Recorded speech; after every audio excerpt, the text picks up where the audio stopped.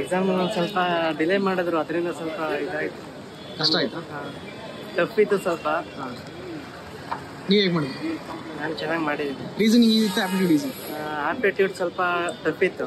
Reasoning easy ಇತ್ತಂದ್ರೆ puzzle, ಅದರಲ್ಲಿ ಒಂದು ವೇರಿಯೇಬಲ್ ಬೇಸು ಮತ್ತೆ ಪ್ಲಾಟ್ಫಾರ್ಮ್ ಒಂದು ಅನ್ಸರ್ಟನಿಟಿ ಈಸಿ ಇತ್ತು ಮಾತ್ರ, ಅಂದ್ರೆ ಸ್ವಲ್ಪ ಟ್ರಿಕ್ಕಿ ಆಗಿತ್ತು. ಓಕೆ, ಓವರಾಲ್ ನೀವು ಚೆನ್ನಾಗಿ ಮಾಡಿದ್ರಾ? ಅಂದ್ರೆ ಅಬೌವ್ 35 to 35 ಓವರಾಲ್. ಆದರೆ ಕಾನ್ಸ್ ರಾಂಗ್ ನಂಬರ್ ಸೀರೀಸ್ ಕೊಟ್ಟಿದ್ರು, ಎಲ್ಲ ಸ್ವಲ್ಪ ದೊಡ್ಡ ದೊಡ್ಡ ನಂಬರು. ಓಕೆ, ಸಿಂಪ್ಲಿಫಿಕೇಶನ್ ಈಸಿ ಇತ್ತು.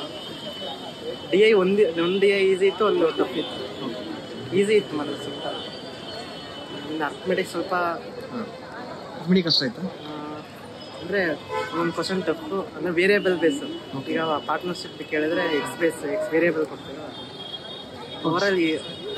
ಓವರಾಲ್ ಟಫೇ. ನೀವು 35 ಪ್ಲಸ್ ಮಾಡಿದ್ದೀರಾ? Thank you sir.